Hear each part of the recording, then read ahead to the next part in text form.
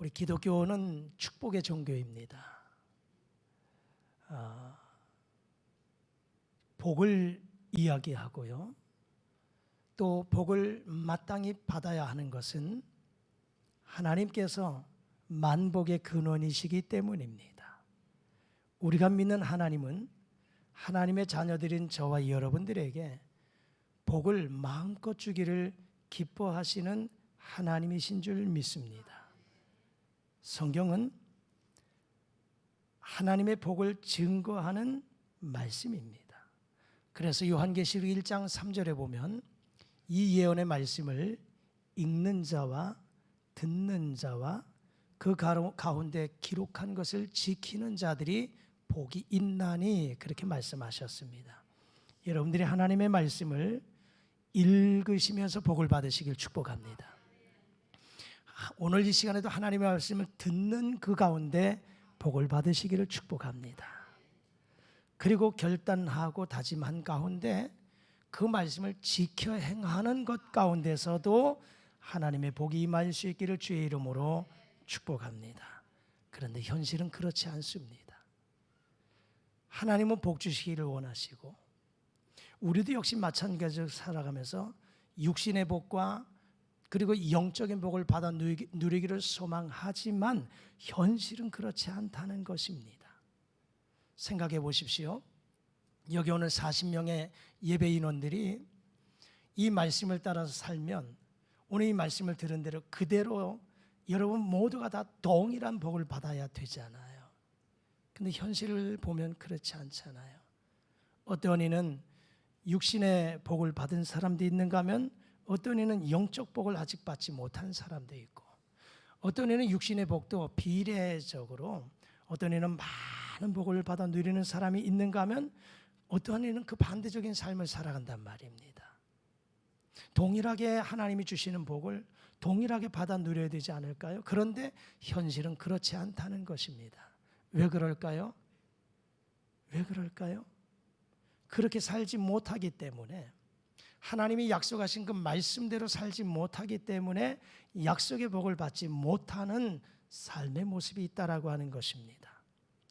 오늘 함께 읽은 이 본문의 말씀 속에 사무엘하 6장 1절에서 11절 말씀에 세 사람을 한번 생각해 보면서 이 사람들을 보면서 우리에게 주는 교훈을 한번 생각해 보려고 그래요.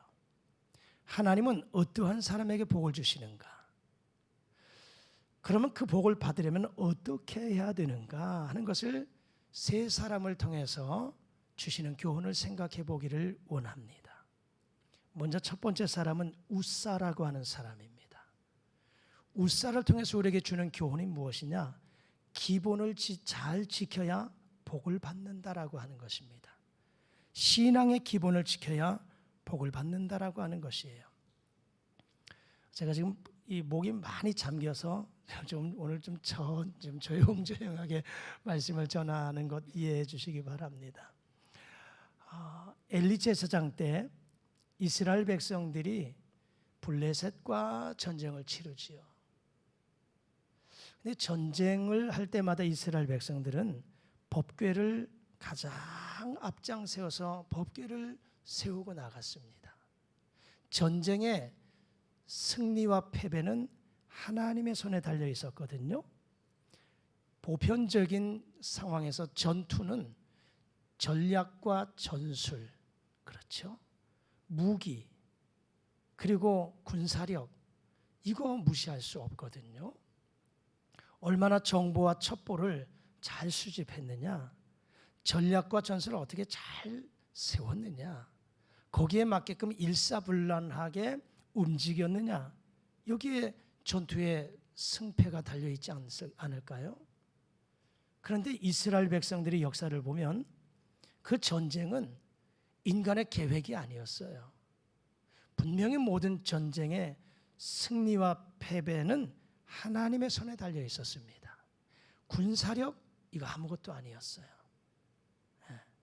전략과 전술, 이거 아무것도 아니었습니다. 하나님이 이 전쟁에서 승리하게 하신 그 계획이 있었으면 아무리 군사력이 약해도 이기게 하셨고요. 아무리 계획을 잘 세워놨어도 하나님이 이 전쟁에서 패하게 작정하셨으면 그 전쟁은 패하고 말았습니다. 자, 법궤를 모시고 전쟁에 나갔습니다. 자, 그런데 그만 블레셋과의 전쟁에서 이스라엘의 법궤를 빼앗기고 맙니다. 굉장한 수치예요. 법궤는 하나님의 현현입니다. 하나님의 동행입니다. 그런데 그 법궤를 빼앗기고 말았어요. 자, 그런 법궤가 빼앗겼다가 다시 이스라엘로 돌아오게 됩니다.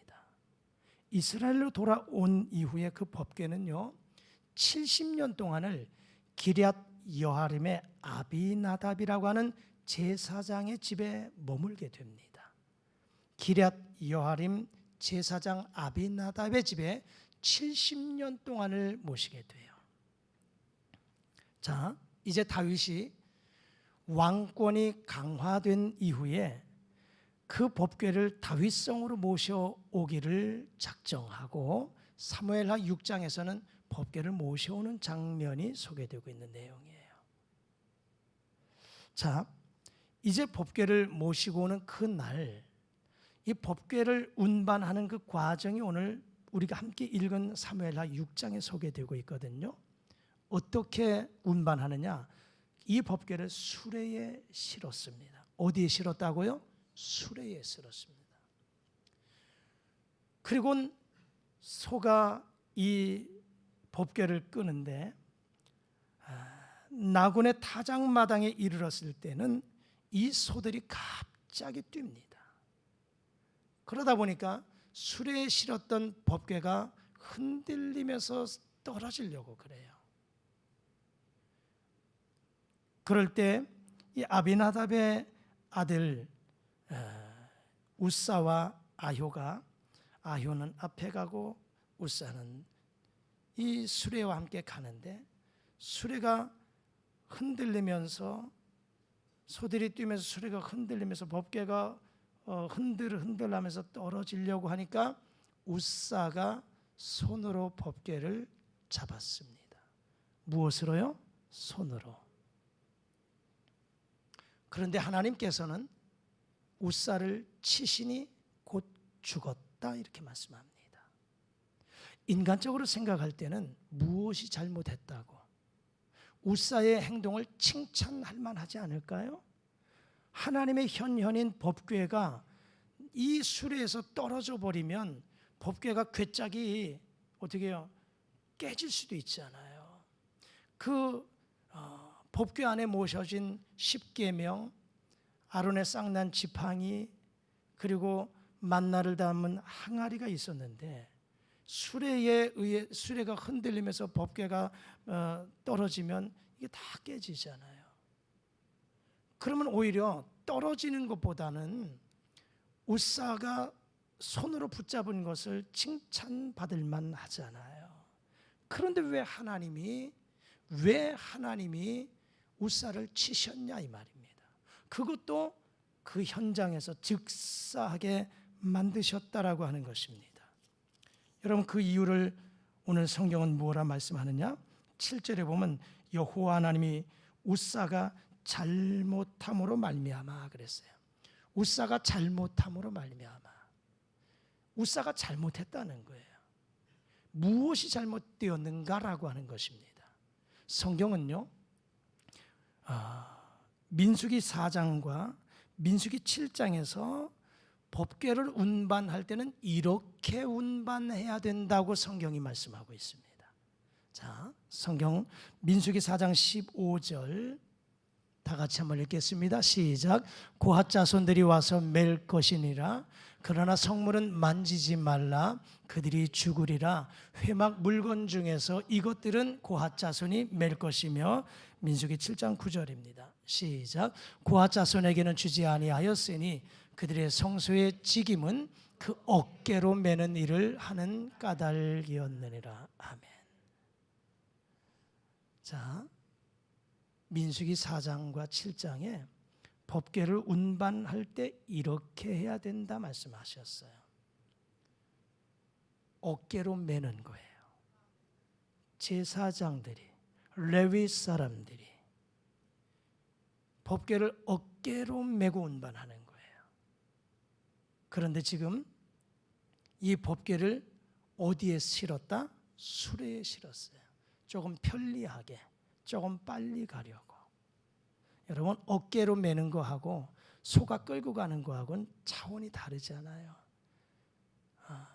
내가 이 어깨에 이 무거운 법궤를 메고 간다? 굉장히 힘들고 번거롭잖아요. 그런데 소가 대신 끌고 가면 얼마나 편리합니까? 하나님은 그렇게 말씀하지 않으셨어요.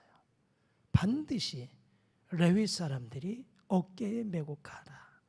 그리고 이 법궤는 만지지 말라는 거예요. 그런데 지금 우사가 어떻게 했어요? 손으로 만졌다는 거예요.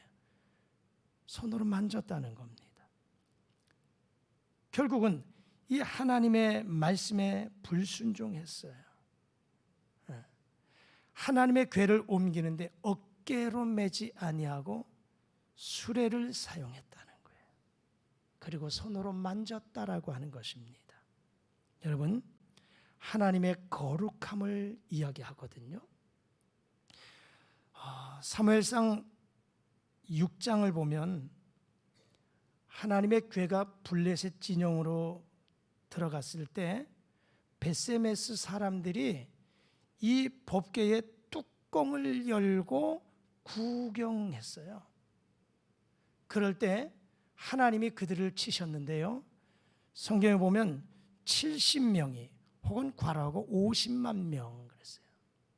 하나님이 그들을 치시니 70명이 5만 명이 과로하고 5만 명, 또 70명. 하나님이 치시니 그들이 죽었다 그랬어요. 법궤를 뚜껑 열고 구경했던 그들. 여러분, 하나님의 말씀, 이 법궤는 구경거리로 삼아서는 안 된다라고 하는 겁니다. 하나님의 거룩함을 이야기해요. 다시 말하자면 오늘 이 우사가 죽게 된 배경은 우사는 법궤에 대한 기본을 알지 못했다라고 하는 거예요. 기본조차 알지 못했다는 거예요. 그 아버지가 제사장이에요. 자식도 제사장입니다.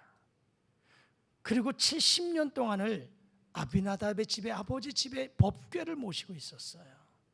그런데 이 법궤를 어떻게 대하는지조차도 몰랐어요. 운반하는 것조차도 몰랐어요. 아니, 알 수도 있었겠지요.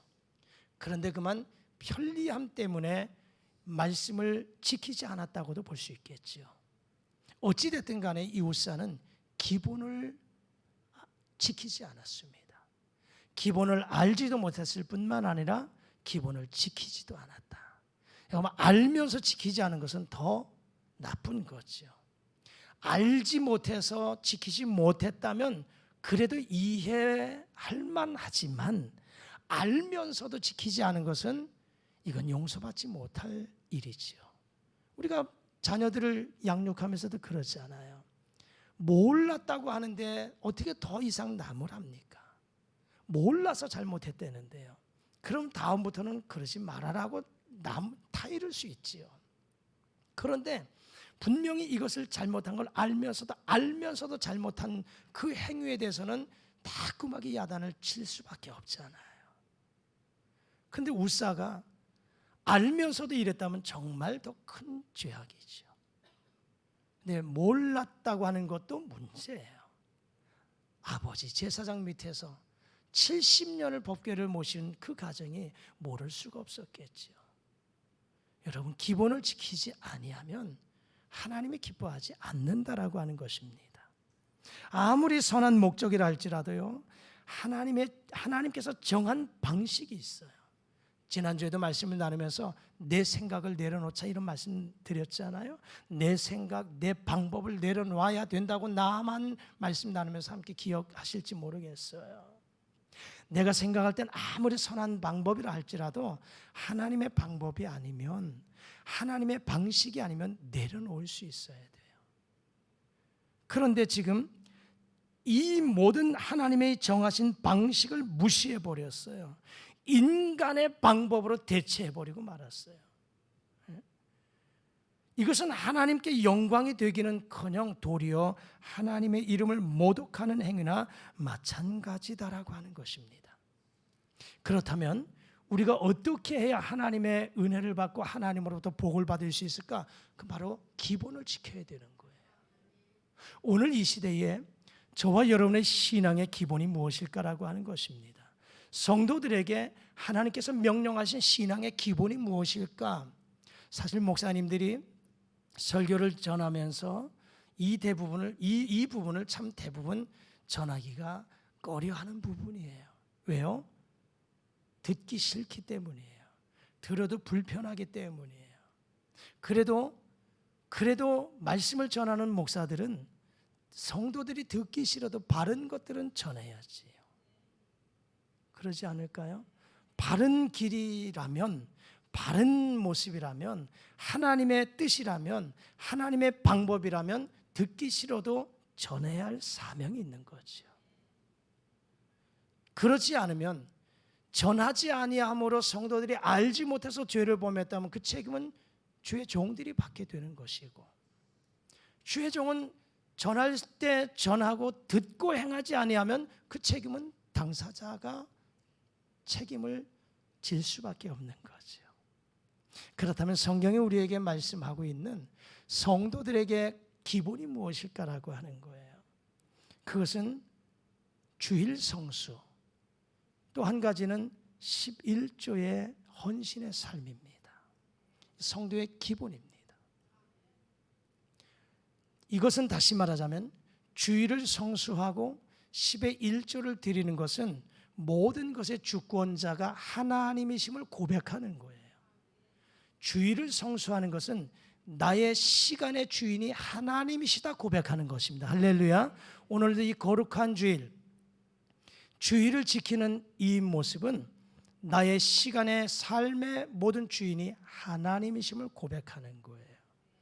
11조 수입의 11조를 드리는 것은 물질의 주인이 하나님이심을 고백하는 거예요. 다시 말하자면 우리가 기본을 알지 못하고 또 기본대로 행하지 아니하면서 복을 받겠다고 하는 것은 어불성설입니다. 저도 말씀드렸던 것처럼 신앙생활에 연조가 있다 할지라도, 내가 예배 생활을 오랫동안 했다 할지라도 복을 받지 못하는 이유가 무엇일까를 생각해 보면 거기는 분명한 원인이 있습니다. 그 가운데 하나는 성도로서 기본을 지키지 않았기 때문이에요. 우리는, 제가 종종 그렇게 설교할 때가 있어요. 하나님, 내게도 아브라함이 받은 복을 주십시오라고 기도할 때가 있어요. 아브라함이 받은 복을 우리도 받아 누려야 되겠지요. 그런데 우리는 생각할 때 그가 받은 복만 기도할 때가 있어요.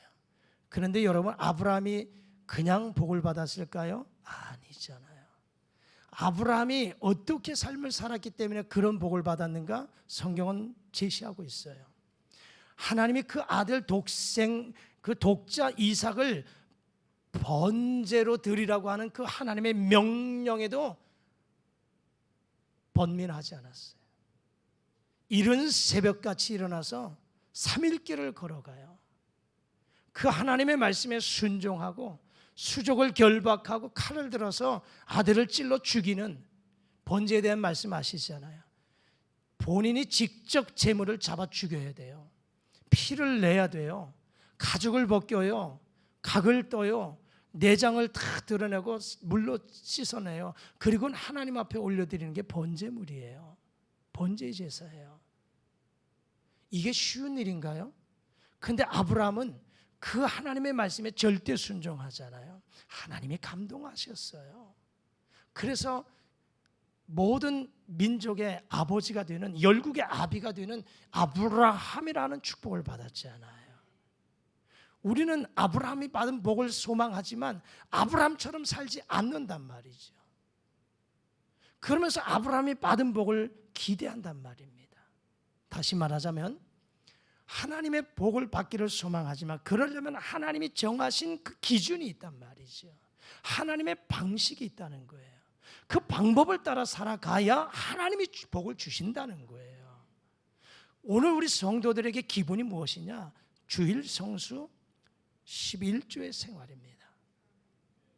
이 기본의 삶을 살아가지 아니하면서 하나님으로부터 복을 받겠다고 기도하고 하나님의 복을 갈망하는 것은 어린아이들이 무엇을 모르고 떼를 쓰는 것과 다를 바가 없다고 이야기하고 싶습니다. 직분자는 직분자의 기본을 지켜야 되는 줄 믿습니다. 오늘 저와 여러분들이 하나님 앞에 부름받은 직분자로, 사명자로 세움받았어요.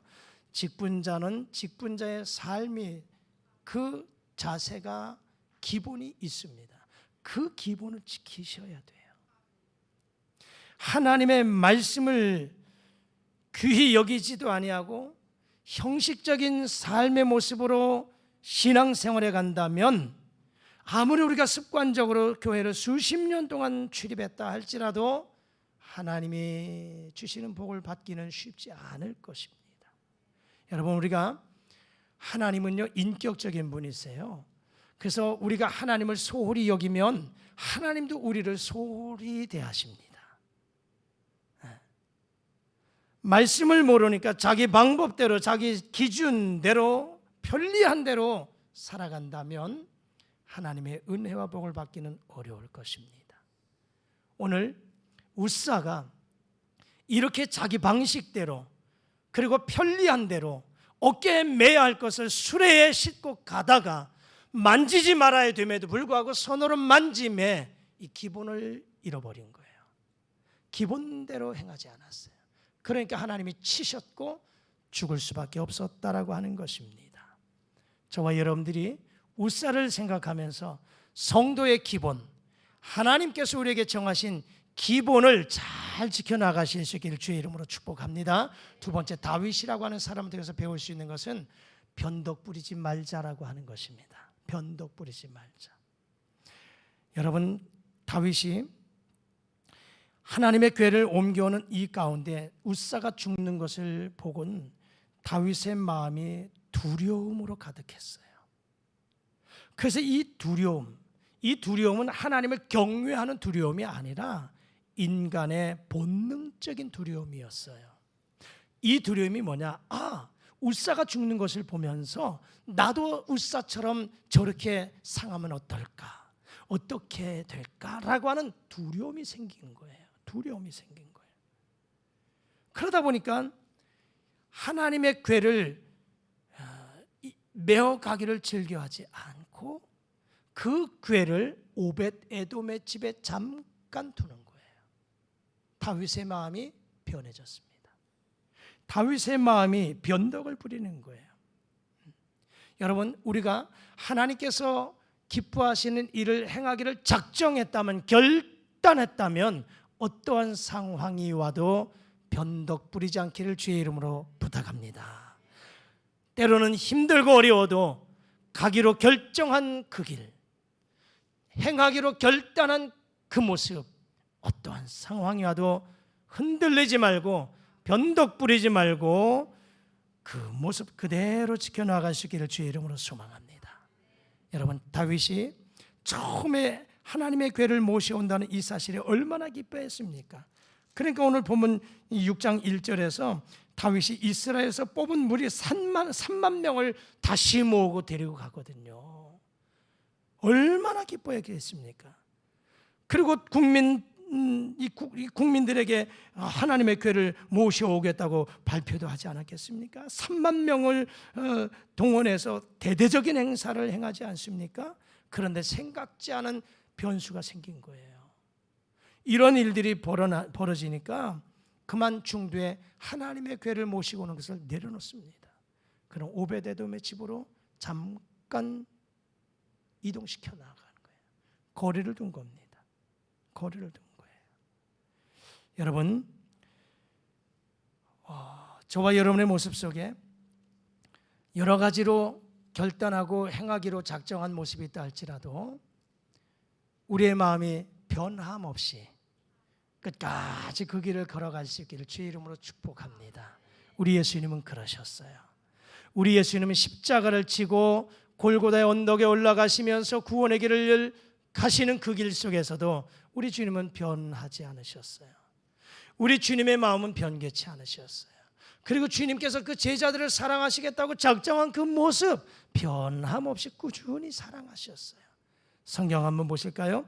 요한복음 13장 1절입니다. 우리 다 같이 자막과 함께 읽겠습니다. 시작. 유월절 전에 예수께서 자기가 세상을 떠나 아버지께로 돌아가실 때가 이른 줄 아시고 세상에 있는 자기 사람들을 사랑하시되 끝까지 사랑하시니라. 아멘. 유월절 전에 자기가 세상을 떠나 아버지께로 돌아가실 때를 아셨어요. 죽음의 십자가 져야 할 것을 아셨음에도 불구하고 우리 주님은 세상에 있는 자기 사람들을 사랑하시되 끝까지 사랑했다는 거예요. 변치 않는 이 모습. 근데 다윗은 잠깐 마음이 변했다라고 하는 거예요.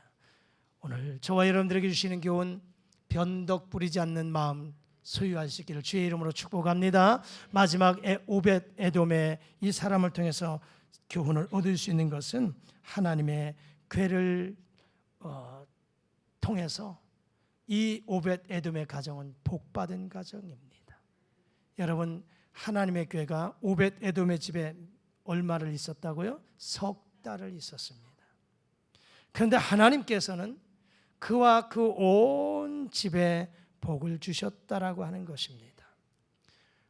아비나답과 우사의 가정에는 70년 동안을 법궤가 그 가정에 70년 동안을 모시고 있었어요. 그런데 오벳 에돔의 가정은 석 달밖에 머물러 있지 않았어요. 근데 복은 누가 받았느냐? 오벳 에돔과 그 가정이 복을 받았다라고 하는 것입니다. 이 모습을 보면서 신앙의 연수 자랑할 게 못 된다라고 하는 겁니다. 내가 우리의 가정이 신앙의 대수가 3대 4대 4 계속 대를 이은 믿음의 가정입니다. 물론 자랑스러운 것이지만 그렇다고 해서 반드시 복받은 가정이라고 말할 수는 없어요. 신앙의 연수를 자랑할 게 못 됩니다. 우리는 신앙의 대수가 그저 나로부터 시작이 되고 내가 예수 믿은 지 얼마 되지 않았다라고 그저 의기소침할 필요도 없어요. 하나님의 복은 신앙의 연수와 관계없는 줄 압니다. 오벳 에돔의 집은 석 달밖에는 머물러 있지 않았어요. 법궤가. 그럼에도 그 가정에 복을 받았어요. 왜 그랬을까요?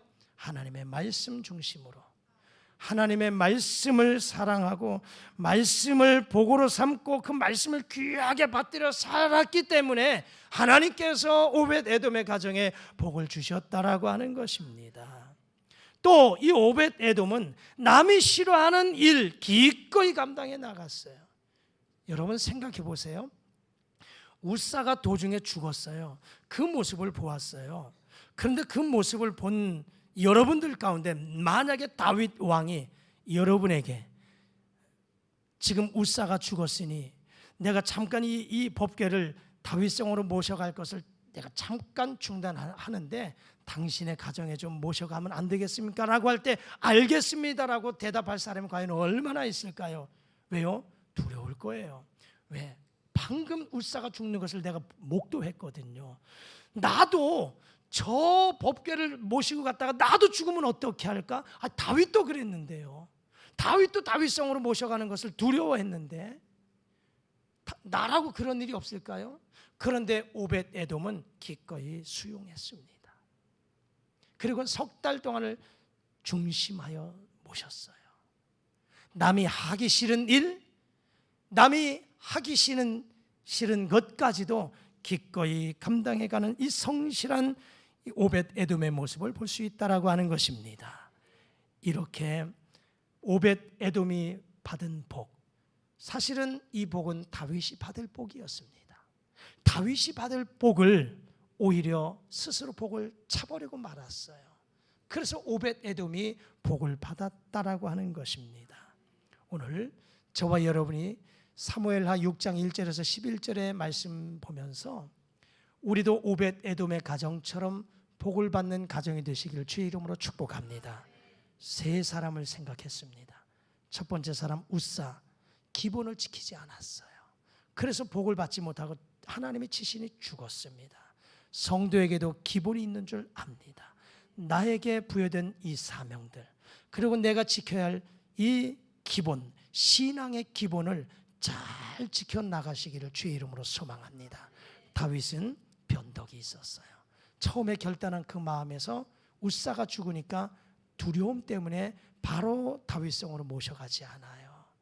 그런데 이 변덕쟁이 다윗, 나중에 오벳 에돔이 그 가정의 복을 받았다고 하는 이야기를 듣곤 다윗이 그 다음에는 하나님의 말씀대로 레위 사람이 제사장이 어깨에 메고 이 법궤를 모셔가거든요. 그것처럼 우리도 신앙생활에 여러 가지 어려움이 있어도 힘들어도 변덕 부리지 말고 결단한 것 끝까지 이행해 갈 수 있기를 주의 이름으로 소망합니다. 오벳 에돔은 하나님의 말씀으로 복을 삼고 말씀을 귀하게 받들었고 남들이 하기 싫은 것조차도 기꺼이 그 일을 감당해 나갔습니다. 그리고 말씀, 이 법궤를 가정에서 모셨다는 것은 하나님 중심으로 모신 거예요. 하나님 중심, 말씀 중심의 삶을 살아드렸더니 오벳 에돔과 그 가정의 복을 받았다. 저와 여러분들도 오벳 에돔처럼 살아드려서 하나님이 주시는 복을 받아 누리는 복의 주인공들 되실 수 있기를 주의 이름으로 축복합니다. 하나님 아버지 감사합니다. 우리에게도 오벳 에돔이 받은 복을 받아 누리게 도와 주옵소서. 웃사처럼 기본을 지키지 않게, 또 다윗처럼 변덕 부리지 않게, 하나님 오늘 우리 모든 삶 속에 성도의 기본을 지켜가게 하시고 우리의 마음을 굳은 마음, 결단한 마음 끝까지 지켜나가게 하시고 오벳 에돔처럼 살아들여서 복을 받아 누리는 우리 가정 심령들 되게 하여 주옵소서. 예수님 이름으로 기도드리옵나이다. 아멘.